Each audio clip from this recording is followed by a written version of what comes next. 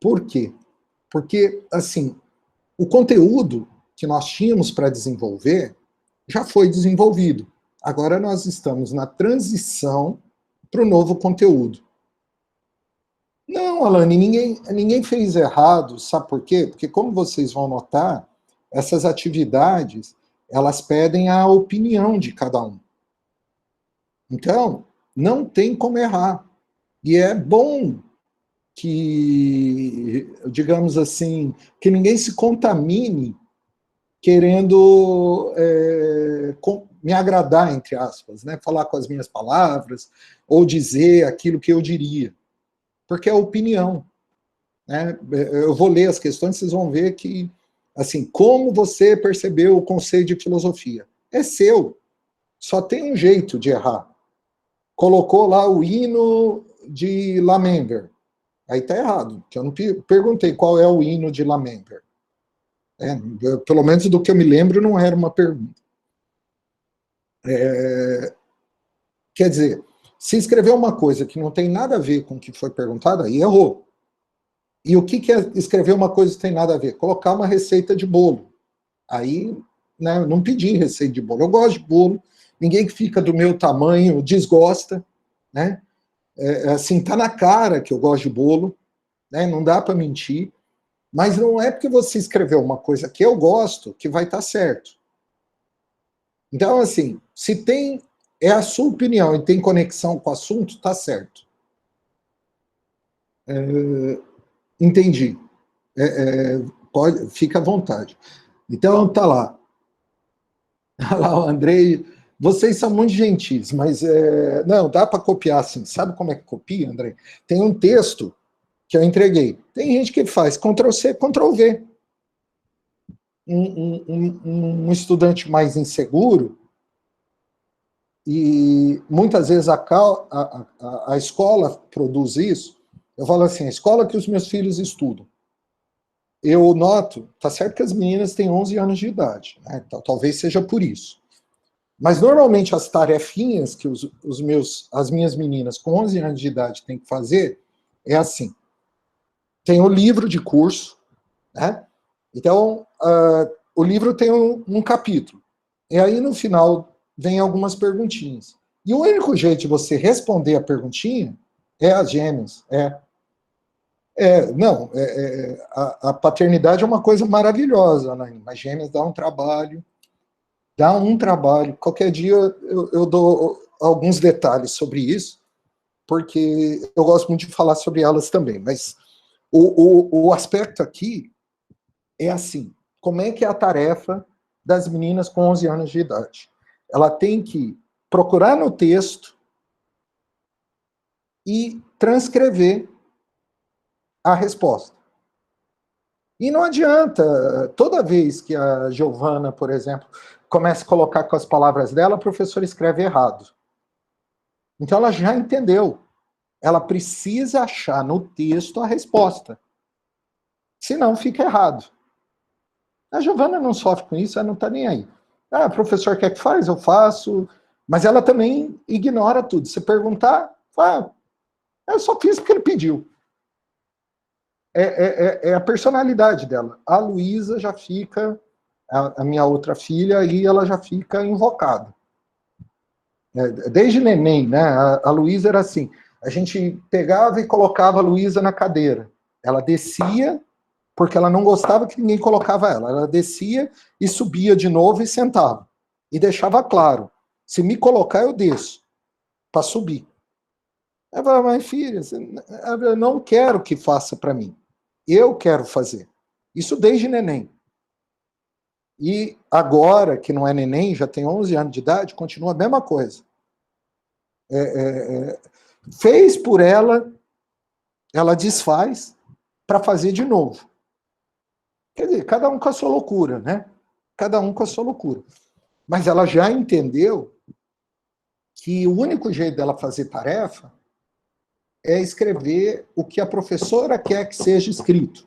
Não o que ela entendeu e tal. Isso é um tipo de educação. Quero acreditar que é assim porque elas têm 11 anos e talvez com 11 anos você precise trabalhar isso. Quer dizer, ou você confia na escola ou não confia, né? A educação tem um pouco disso. A educação, em alguma medida, é uma coisa meio violenta. É o que eu, por exemplo, tento desconstruir. Por isso que eu estou dizendo, é uma conversa, não é outra coisa. Porque eu sei que vocês chegaram aqui com isso construído. Muitos chegaram aqui, muitos estudaram do mesmo jeito que os meus filhos estão estudando. Então, por isso que eu estou dizendo, olha, por mais estranho que seja, eu quero ouvir a sua opinião. Simples assim. Ninguém vai ficar mais certo se copiar o texto. Isso é assustador para alguns. Eu já vi estudante ficar angustiado a ponto de chorar. Eu não consigo entender o que você quer. Como assim? A minha opinião. O que você quer dizer com isso? Né? Eu preciso de alguma coisa para repetir. Tinha uma aluna que até foi tão divertido esse processo que a gente combinou que eu ia fazer estrelinha no caderno dela, sabe? Então ela me mostrava o caderno, eu fazia estrelinha. Ela falava assim, eu me sinto tão mais segura quando, né, dizem que eu estou certa. E veja, eu estou pedindo a opinião, não tem como estar errado. Mas eu percebi a angústia que ela tinha, eu ia lá, então, desenhava uma estrelinha no caderno e tal. São coisas que no presencial dá para fazer, né? Lá, o João Lucas diz que é o horário de nascimento. Realmente, elas têm 3 minutos de diferença no nascimento, né? A Giovana saiu primeiro, o vídeo é assustador, porque a gente vê toda a preocupação da médica, né, no parto. A médica fica lá, porque, né, bebê 1 saiu, o bebê 2, ela puxa de um jeito, puxa de outro, respira fundo, vira e puxa. E aí sai, graças a Deus. Né? Imagina se não sai. Mas então, sei lá, quem vai dizer que está errado, né? Eu não me sinto autorizado para falar que o João Lucas está errado. E isso é uma das coisas que, o que a gente estudou agora, isso é uma das coisas que esse ponto esclarece. Porque existem assuntos, vamos colocar assim, objetos, que aí cabe no certo e errado. E foi isso que deu o problema problema não, mas foi isso que deu a discussão na 6.000. Nem precisa esconder, né? Que eu disse assim, por exemplo, preferência política, não existe certo e errado. É gosto. E aí muitos alunos entendem assim, não tem como alguém estar certo em gostar do Bolsonaro. Aí eu virei e falo, tem, é gosto. Só isso. Então vamos, antes que alguém queira me dar uma facada, vamos entender. Por exemplo, dizer que esse copo é de vidro. Quem falar que não é de vidro, está errado. Simples assim. Mas a Clara, por exemplo, que ficou mais assustada ali, ela pode dizer, eu discordo. Pode discordar à vontade. É vidro. Não é uma questão de, assim, opinião. Existem coisas que são. Tá certo, um gênio maligno, como Descartes escreve lá no Penso Logo Existo, que aí é o ceticismo absoluto, René Descartes, ele duvida de tudo, menos da sua própria existência. Penso, logo existo. Ok, isso é só uma teoria, não é verdade. Mas a nossa, digamos, universidade foi construída em cima dessa teoria, a ideia da razão. Então, vou compartilhar a tela um minutinho. E aí vocês vão ligar o nome à pessoa.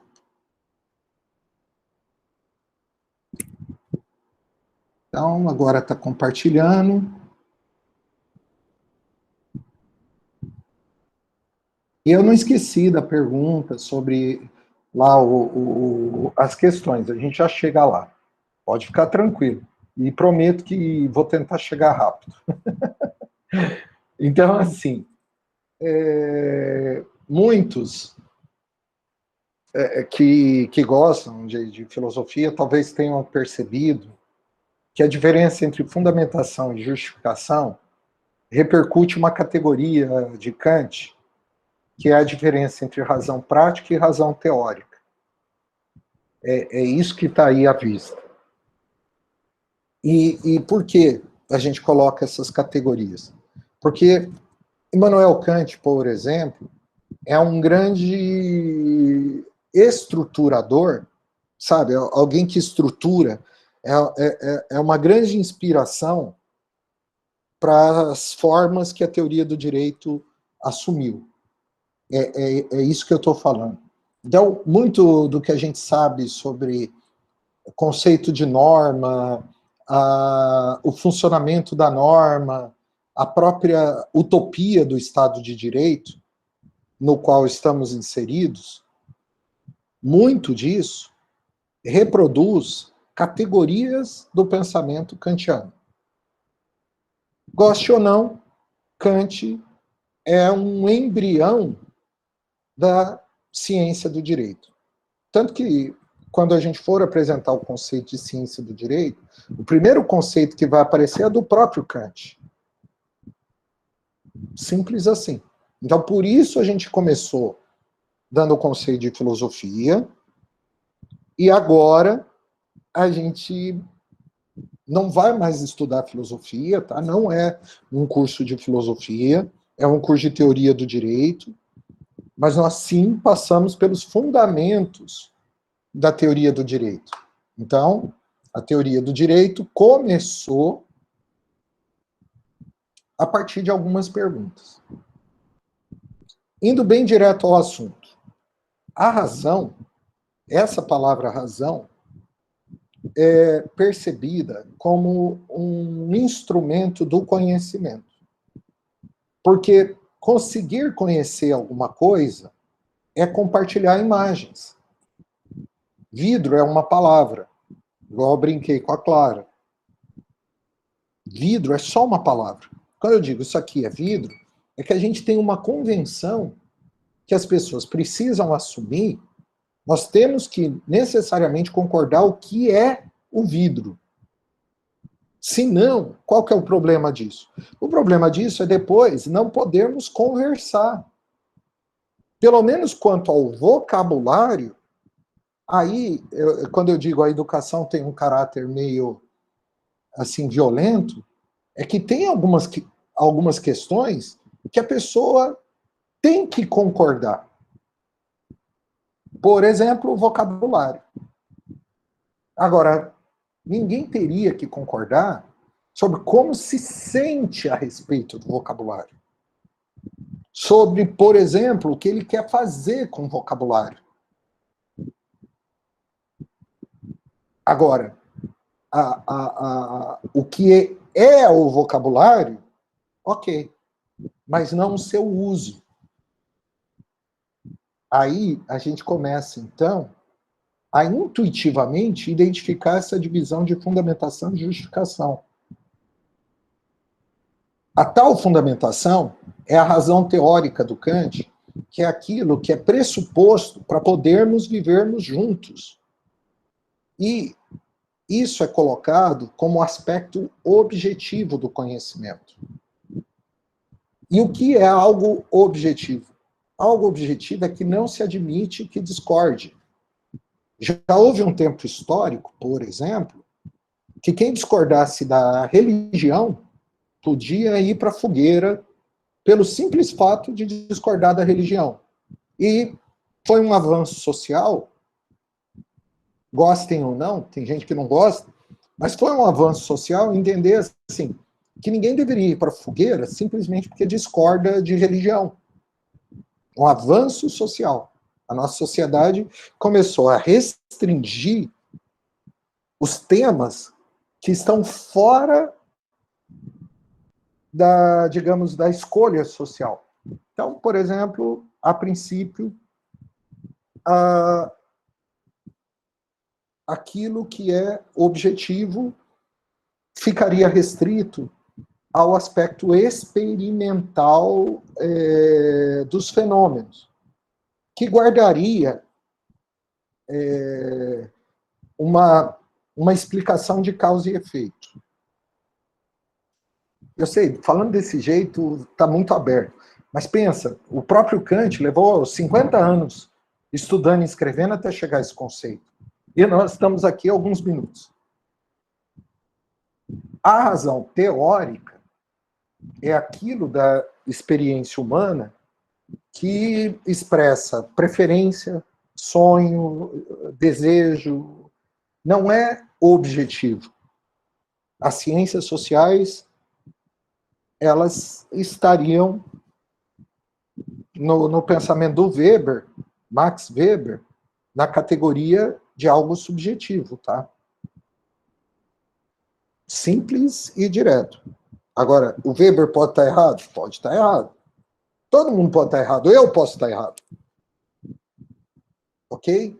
Eu posso estar errado, digamos assim, mesmo genuinamente acreditando naquilo que eu estou falando, que é objetivo, que isso aqui é um copo, talvez não seja. Mas aí o que a gente faz? A gente combina. Ok, Andrei, fica tranquilo. Você viu lá que a Isabelle disse que consegue disponibilizar o vídeo depois. A responsabilidade, hein? Então, o que eu estou dizendo é assim, eu acredito honestamente que isso seja um copo, e segundo nossas convenções, isso é um copo. Simples e direto. Agora, segundo as nossas convenções, por exemplo, alguém acreditar no Bolsonaro, por exemplo, eu não poderia dizer que essa pessoa está errada. Eu tenho todos os argumentos, eu tenho toda a possibilidade de dizer, não concordo. Perfeito, você não concorda, e não precisa concordar. É uma preferência. Ah, mas eu não consigo entender como ele prefira isso. Ok, e quem diz que você tem que entender isso? Seria estranho que você me dissesse, eu não consigo entender que isso seja um copo de vidro. Aí eu vou dizer, mas como que você não sabe que isso é um copo de vidro? Você não sabe o que é vidro? Nunca viu vidro? Né? Na outra turma até isso foi um problema, porque algumas pessoas disseram, falou para mim que gosta do Bolsonaro, deixou de ser meu amigo. Eu não consigo ficar no mesmo ambiente. Aí eu falei, olha, está fora do nosso ideal democrático. O nosso ideal democrático é que nós não excluiríamos a pessoa só porque ela é desagradável. Assim, só porque ela tem ideias repugnantes. Não pela ideia, entende? Você pode excluir uma pessoa do seu convívio, juridicamente falando, porque ela tem comportamento repugnante. Mas não poderia simplesmente porque tem um pensamento repugnante. Aí você pode falar, puxa, mas nosso direito tem falhas grosseiras. Talvez. Talvez. Eu não estou dizendo outra coisa, eu estou dizendo que a nossa ordem jurídica, ela foi construída assim. Existem algumas questões que são objetivas e existem algumas questões que são subjetivas. Igual, já teve um tempo histórico, e isso é o exemplo de um positivista, que disse assim, já teve um tempo histórico que algumas pessoas diziam, os negros não merecem estar no mesmo ambiente que eu. E isso era, muitas pessoas verbalizavam isso. Isso era socialmente tolerado. Simples assim. E aí o que esses positivistas disseram? A partir do momento que a gente separou questões objetivas e subjetivas, não importa, por exemplo, se você gosta de uma determinada raça ou não. Não importa. Você vai ter que conviver com ela. Agora, aí vem a pergunta da Alice. Se o ideal que a pessoa defende fere os direitos humanos, fere a lei. Tenho a liberdade de discordar e me manter distante dessa pessoa? Claro que você tem liberdade. para isso, para escolher com quem vai ficar junto. E eu nem quis dizer isso, que não tem. Se transpareceu, eu estou dizendo, você é obrigado a concordar, você é obrigado a gostar, você é obrigado a querer ficar junto? Não, não é não. Agora vamos pensar, por exemplo, você é uma professora de direito. Você é uma professora de direito. E, assim, eu só consigo dar aula, eu sou Bolsonaro, eu só consigo dar aula para quem pensa igual a mim. Ou então, eu sou, sei lá, Lula, eu só dou aula para quem pensa igual a mim. Pelo menos no ambiente de trabalho, goste ou não, nós vamos ter que trabalhar com pessoas que pensam diferente da gente. Aqui na UEL, por exemplo, há uma maioria que se sente muito desconfortável, uma grande maioria que se sente desconfortável com as ideias do Bolsonaro. Mas esses também são obrigados a dar aula para quem pensa diferente. Trabalho é assim. A gente não trabalha só com quem pensa igual. Ah, mas eu não quero que essa pessoa que pensa diferente de mim vá para minha casa. Ok. Ninguém diz que você tem que pôr dentro da tua casa. Tanto que eu já vou abrir a palavra, Liz. Tanto que um dos ideais da modernidade é a tolerância. E a tolerância tem esse aspecto. Pode falar, Liz. Desculpa, demorei. Imagina, professor, eu entendi o que o senhor propôs, eu acho que eu me posicionei errado. A pergunta, né, foi errada. Eu quero colocar a seguinte situação, pode ser no contexto da UEL mesmo. Claro. Um professor que defende, não que seja de direita, mas que defenda o ideal bolsonarista, o ideal do Bolsonaro, enfim, não sei como colocar isso, e outro que seja de esquerda, uma esquerda extrema. Perfeito. E aí, os dois convivem com uma pessoa que não tem posicionamentos extremos. E o bolsonarista fere... Não fere, como eu posso falar? Dentro do convívio, a forma como ele se integra, de certa forma, reflete o que ele pensa, a forma como ele... a ideologia dele. E aí, certo, a ideologia dele, por ser bolsonarista, ou no caso de uma esquerda extremista, fere os direitos humanos, ou fere... Aí eu tenho a possibilidade de discordar, né? Tenho a possibilidade... discordar pode sempre. Talvez o que você está querendo dizer, Alice, existe um problema filosófico que até eu não vou saber te dar uma resposta convincente. É uma pergunta assim. Nós devemos tolerar o intolerante? Eu acho que é isso que você está querendo colocar, que está procurando. Isso mesmo, professor. Perfeito. Não, sim, isso é um problema... exato. É um problema clássico. Acho que desde a época da Revolução Francesa, e assim, não tem uma resposta final, tá? Mas me parece, e aí é uma opinião, não a verdade, me parece assim, enquanto for só ideia, então vamos dizer lá, alguém que é da Ku Klux Klan e eu sou negro, enquanto ele, em tese, tá? Ele simplesmente expresse a ideia, por si só, não deveria ser proibido. É que a Ku Klux Klan não é um bom exemplo, porque naquele contexto lá do sul dos Estados Unidos, tem memórias muito tristes do que eles fizeram. E aí, eu até acredito que o nome Ku Klux Klan, tudo que ela simboliza, poderia sim ser proibido. Licença, professor. Claro. Essa proposição, ela é um bom exemplo da minha dúvida.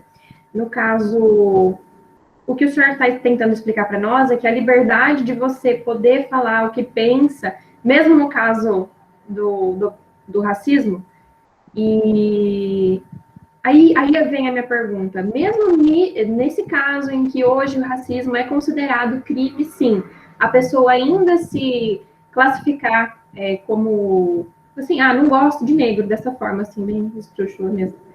Eu tô entendendo. E aí seria, no caso, algo impossível de aceitar, ou de se tolerar, ou de assim, não concordar e ainda assim conviver. Essa é a minha pergunta, entendeu? Entendi. Bom, então, o Guilherme deu um exemplo. Na Alemanha é proibido ser nazista. Na Alemanha isso é proibido e eu entendo isso como totalmente justificado.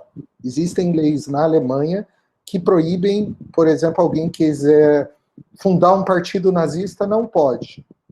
Mas não é proibido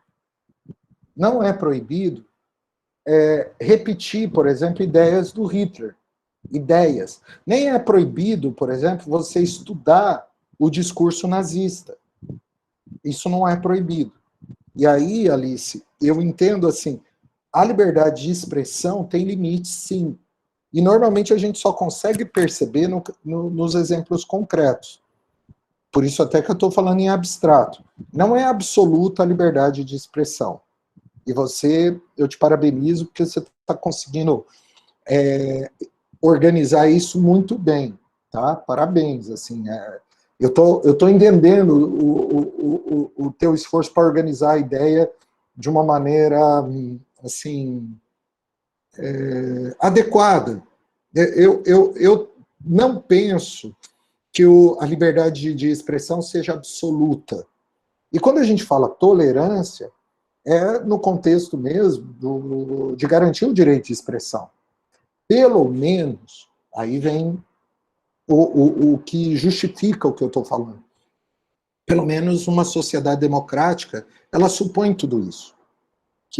E até tem algumas vantagens em conviver com coisas desagradáveis. Veja, se eu fosse um professor soberbo, que só consigo conviver com quem pensa igual, que só consigo ser amigo de quem me elogia, provavelmente eu deixaria de ouvir coisas que eu precisaria ouvir, porque todo mundo tem alguma coisa que pode melhorar. Todo mundo tem. Eu tenho. Eu tenho. E normalmente são os inimigos que vão falar isso. Que os amigos, talvez por piedade, os amigos, talvez por carinho, relevem pequenas falhas nossas. É nesse sentido. Então, existe uma vantagem estratégica de conseguir ouvir coisas desagradáveis. Agora, isso também não poderia nunca, igual eu estou entendendo o que a Alice coloca, partir para a ofensa. Se eu chegar para uma pessoa negra e dizer eu não gosto de negros, isso é uma ofensa. Isso não é opinião. Existe uma diferença entre opinião e ofensa. E, normalmente, o mais, assim, digamos... isso acaba sendo descoberto no caso concreto, sabe? Então, assim, em abstrato, uma sociedade democrática, ela tolera coisas desagradáveis, mas, eu digo assim, posicionamentos desagradáveis. E tem coisa que não é um posicionamento, já é uma ofensa.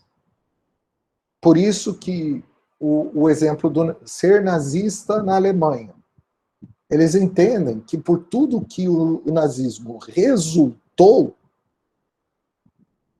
você pode até falar da superioridade do povo alemão, mas deve respeitar esse histórico.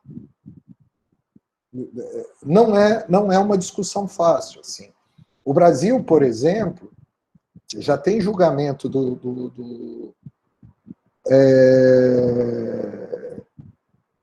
aqui no Brasil, de um editor de livros, é o caso Ellwanger. Vou até escrever, quem quiser pesquisar.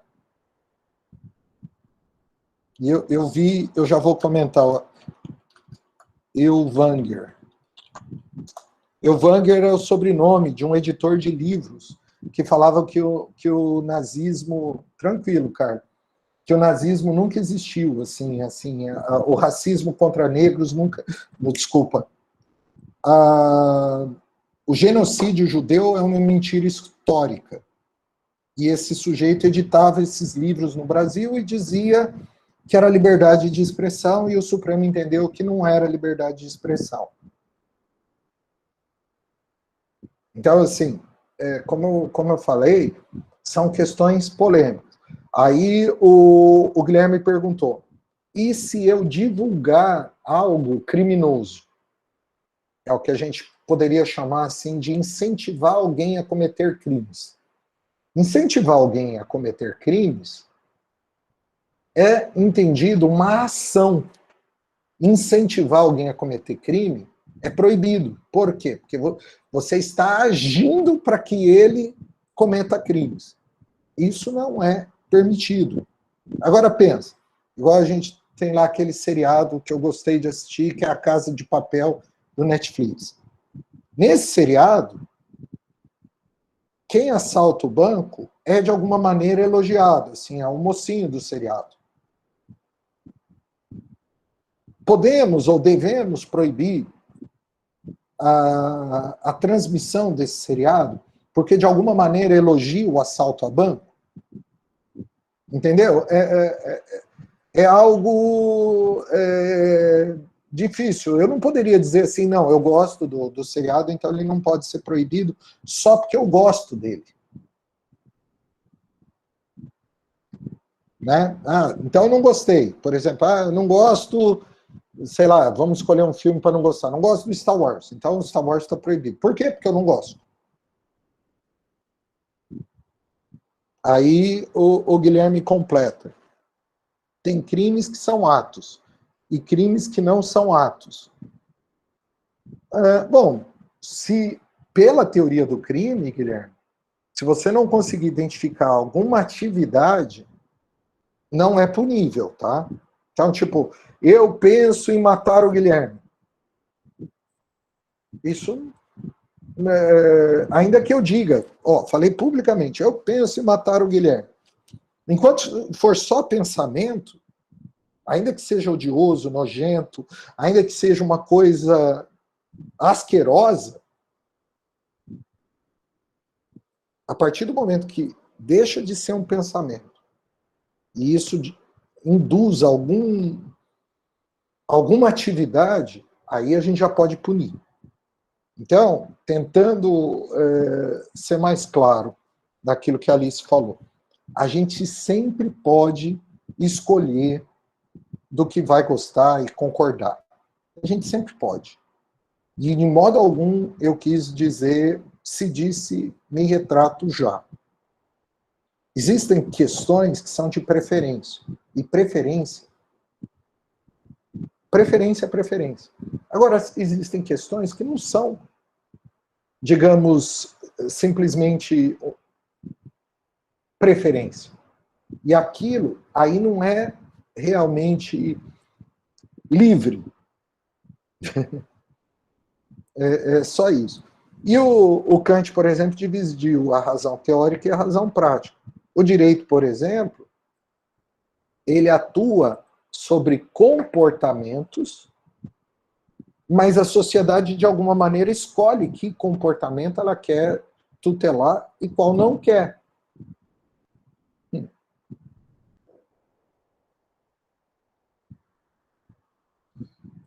Depende como essa ideia é propagada, tá, Guilherme? Depende, porque, como eu disse,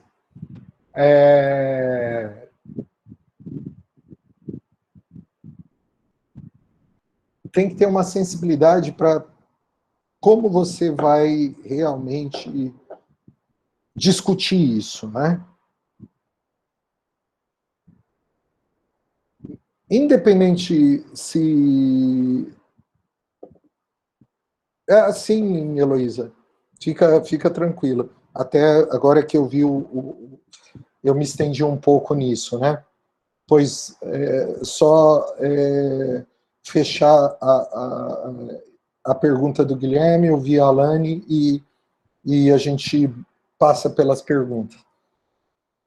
a questão é o seguinte, ser sincero no que pensa não é um problema. Agora, como você exterioriza o que pensa pode ser um problema, sim, tá? Pensamento não é um problema. Como exterioriza pode ser um problema. E aí, como eu tentei deixar claro quando a Alice perguntou, como eu tentei deixar claro, normalmente a gente só consegue perceber no caso concreto. Por isso até que a gente buscou nazismo com Ruscan. Diga, Alane.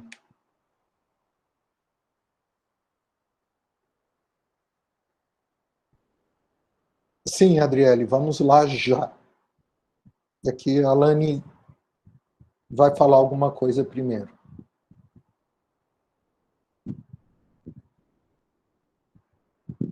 Parece que a Alane está com dificuldade para abrir o microfone.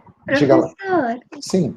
em relação a você poder falar o que você pensa na liberdade de expressão, como que fica o caso de pessoas poderem fazer biografias de outras pessoas, expor a vida de outra pessoa e não ser punida? Aí não é normalmente o que se discute aí, Alane, é que alguém faz isso para ganhar dinheiro em cima da fama do outro, né? Então aí se discute essa apropriação de um patrimônio do outro, e isso o direito no Brasil não permite, tá? Então você quer escrever a biografia do Roberto Carlos, que é uma pessoa famosa, o cantor. O judiciário já proibiu isso. Em outros países, por exemplo, Estados Unidos, Inglaterra, desde que fique claro que é uma coisa não autorizada, é permitido. Por quê? Porque a pessoa é pública, então ela mesmo, digamos, abriu mão da sua intimidade. Aqui no Brasil, não é questão de ser punida, é uma questão de isso que você escreveu, você não vai poder vender, isso que você fez não vai poder ser divulgado. Mas, como eu disse, o direito, ele pode escolher quais condutas, e aí escrever um livro é uma conduta, não é uma ideia, né? Que é permitido ou não. Poderia o Brasil ter dito, olha, escrever sobre uma pessoa pública é liberdade de expressão? Poderia, mas aqui no Brasil a gente não tem permitido isso. Se você quiser ler a respeito, é pesquisar, por exemplo, o caso da biografia do Roberto Carlos, que o livro foi escrito, foi editado, mas não foi vendido porque não tinha a autorização dele, tá? Olha lá, a Gabriele já está até citando. Entendi, professor, obrigada. Por nada. Então, vamos, só para ninguém ficar ansioso, direto assim. Todas as três questões, tanto a 1 quanto a 2 e a 3, são questões que pedem a sua opinião. Eu vou começar pela 3, que é a que parece que está deixando as pessoas mais preocupadas. Essa questão, quem já olhou o texto, que está lá gravado no Classroom, viu que é uma questão que tem um texto de jornal antes. E esse texto de jornal, ele repercute a diferença entre algo objetivo e algo subjetivo. Aqui, longe de mim querer dar um gabarito, longe de mim querer dar uma resposta, mas note que a diferença entre porquê e como é que um dos dois expressa o objetivo, a abordagem objetiva, e o outro expressa a abordagem subjetiva, tá? Então, assim, indo direto a como eu entendi, olha lá, se somos capazes de descrever com precisão o como à nossa volta, será que é assim tão importante entender também o porquê? Então, assim, o próprio trecho transcrito relaciona o como à descrição, à linguagem objetiva. E o porquê parece indicar uma preferência, a linguagem subjetiva. Então, a pretensão descritiva é o como. E o porquê tem pretensão normativa, tem pretensão subjetiva. Tá? Essa é a ideia. Essa é a ideia. Agora, mas eu percebi de outro jeito. Eu não vou considerar errado. Mas é interessante que você consiga explicar por que entendeu de um jeito ou de outro. Tá? É só isso. Professor, pois não. Repete de novo qual é qual. Eu dei uma viajada aqui agora, fazendo favor. Só para anotar aqui. Sem problema. Ó, Valeu. Já está escrito até. Porque eu consigo... Ó, você está vendo a seta, ó. Ali, ó. Consoante ao trecho, né? Ó. Descrever o como. Então, o como é descritivo. Olha aqui, ó. Está no texto. Descrever o como. O porquê não é descritivo. O porquê, né? O porquê é uma preferência, certo? Adriele, Heloísa, percebe? Ok, faz sentido, não?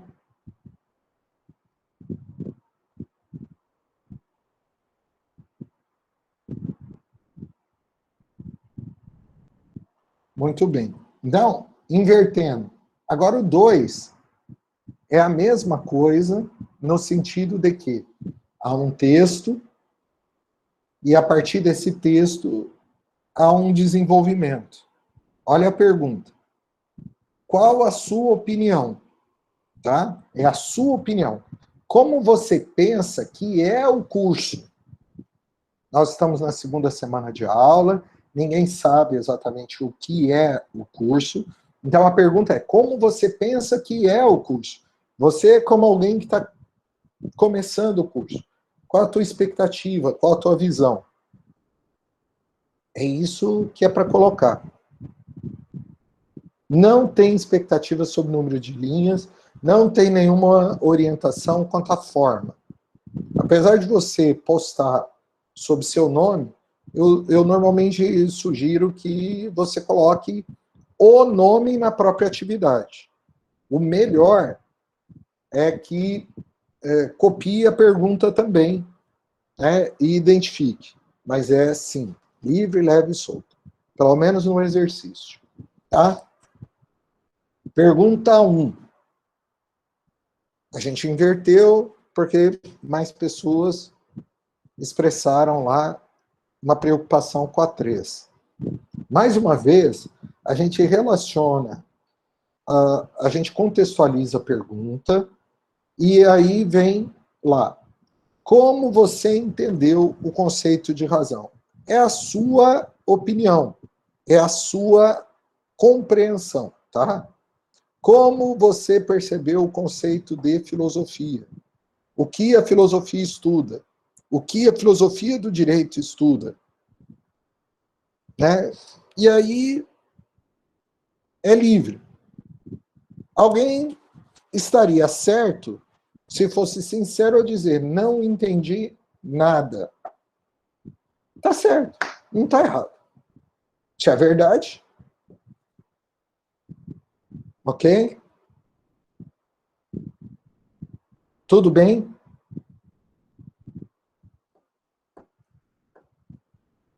Sim, professor. Obrigado, Alice. E mais uma vez, parabéns pela forma que você estruturou a sua colocação, tá? Porque eu sei que não é fácil mesmo, são questões polêmicas, muitas vezes a gente tem que desenvolver a ideia até tendo que confrontar coisas que a gente não concorda. Tá, então, primeiro João Lucas, depois a Fernanda. Vai lá, João. Professor, só uma pergunta. É que ontem eu fiquei tendo confusão lá na questão do positivismo, e aí depois eu fui dar uma procurada sobre algumas coisas para saber mais. Só que apareceu várias coisas. Apareceu o direito positivo, jurisprudência positivista, positivismo jurídico e sei lá o quê. Aquele lá que a gente estava falando, entra em qual? Tipo, que eu não consegui achar. Entendi. A gente estava falando sobre a teoria positivista do direito. Uhum. Em grandes linhas, né? Porque cada teórico do positivismo tem nuances naquilo que acredita, tá? Sim. E tem Agora, direito positivo não tem nada a ver com aquilo que a gente estava falando. Jurisprudência, positivismo, não tem nada a ver com aquilo que a gente estava falando, tá? Sim, e só para saber, tem alguma coisa, assim, algum vídeo ou algum texto que você recomenda eu ler para dar uma entendida melhor? Cara, tem um monte de vídeo. Enquanto a Fernanda fala... É muito confiável, né? Não. Tudo é passível de desconfiar, tá? Vamos ouvir a Fernanda. Enquanto isso, eu estou no Google digitando aqui, vou procurar um vídeo. Os que eu gosto mais, infelizmente, costumam estar em inglês, sabe? Se tiver legenda, eu dou um jeito de desenrolar. É isso que eu vou ver. Tem um professor que ele é bem divertido. Ele até é engraçado. Deixa eu ver se eu encontro e vejo se tem legenda. Mas diga lá, Fernanda, enquanto eu procuro aqui. Boa noite, professor. Primeiro eu vou começar dizendo que talvez eu esteja um pouco meio desorientado. Ontem eu tive um problema, eu não consegui assistir a sua aula. Então, talvez a minha pergunta esteja meio fora do contexto. Sem problema. Quando você traz essa questão do Kant, da teoria do conhecimento, eu posso construir um pensamento a partir do imperativo categórico e também dessa questão que o que importa não é a finalidade da ação, e sim o meio, né? Sim. Onde o Kant faz isso na fundamentação da metafísica e coloca a questão da ação por dever, a conforme o dever, e também as inclinações egoístas, né? Aí eu queria só entender se é esse aspecto que o senhor traz na teoria do conhecimento. É isso mesmo. É isso mesmo. Você já conhece o Kant? Você fez filosofia antes? Eu me formei, eu sou graduada já em filosofia. Ah, que legal. Então, você vai estranhar um pouquinho, porque aqui na faculdade de Direito, às vezes a gente não é tão preocupado assim com... igual na faculdade de Filosofia, eles são muito mais criteriosos em fazer as citações, né? A gente tem lá uma espécie de liberdade poética, vou dizer assim, que a gente se apropria de algumas ideias e as trabalha, né? Normalmente, no curso de filosofia, eles são mais cuidadosos quando fazem isso, mas sim, é esse o contexto que você identificou. Mas é legal, talvez seja a parte prática, né? Na verdade, que às vezes falta também para a gente, que a gente pode contextualizar de uma maneira diferente, né? E o entendimento fica um pouco mais difícil, mas eu peço desculpas que eu também não acompanhei a aula. Eu só estou perguntando só para poder me nortear aqui. Não, e é ótimo. Eu tenho certeza que, como você já tem essa experiência anterior, você vai poder ajudar muitos colegas, né? E a intenção nossa, a minha, no caso, é o que você percebeu, assim, é tentar dar uma vida a pensamentos que, por exemplo, na faculdade de filosofia, aparece o Kant assim de uma maneira, é como se fosse uma notícia, né? O Kant pensa isso. E não há tanto uma preocupação em dar Bom, mas aonde o Kant nos levou concretamente? O que fizeram desse pensamento? Então, nessa aula, aquela divisão entre a razão prática, a razão teórica e as próprias críticas à razão, bom, essa teoria jurídica que a gente trabalha hoje. é uma releitura, é uma aplicação dessas ideias de razão prática e razão teórica. É simples assim, tá? Obrigada, professor. Que é isso. Então, eu consegui 2 vídeos, pelo que eu vi, os 2 têm legendas. O segundo é um pouquinho menor, são coisa de 5 minutos, e o primeiro vídeo é um pouquinho maior, são 30 minutos. Mas são 2 professores, assim, muito didáticos, tá? Eles são 2 professores, assim, muito... O primeiro, apesar de ser 30 minutos, eu acho ele muito dinâmico, até... Eu acho legal o que ele faz, eu gostaria de conseguir fazer isso. Espero que ajude, tá? Muito obrigado, professor. É Por nóis. nada. Valeu. Bom, pessoal, acho que é isso. Entre mortos e feridos, salvamos-nos todos. Seria muito mais fácil para mim não enfrentar temas polêmicos, né? Seria muito mais fácil a gente seguir aquela conversa de não botar o dedo na ferida. Mesmo correndo riscos, eu penso que é o papel da universidade discutir, tá? Quero deixar claro que de modo algum, minha intenção foi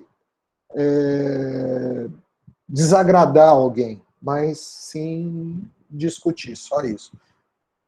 Beleza? Vamos encerrar por aqui, então? Pode falar, Camila. Professor, eu gostaria que o senhor me adicionasse no Classroom, é que eu entrei meio atrasada nas aulas, fazendo um favor. Não, sem problema, só que aí eu vou te pedir um favor. Eu vou escrever aqui o meu e-mail, me manda um e-mail que eu te mando o convite, tá? E todos os demais que tiverem na mesma situação, é só me mandar a mensagem. Provavelmente eu só vou ver isso agora segunda-feira. Normalmente, sábado e domingo eu tenho me desconectado de trabalho. Mas fica tranquila que mais tardar segunda-feira, pode mandar já agora, de modo algum. Ah, não, vou mandar 11 horas da noite, é e-mail. Pode ficar sossegado. Eu não vou abrir mesmo. Mas segunda-feira, quando eu abrir, eu já arrumo isso. Tá? Obrigada. Por nada. Então é isso, gente. Obrigado mais uma vez. Vou parar de gravar.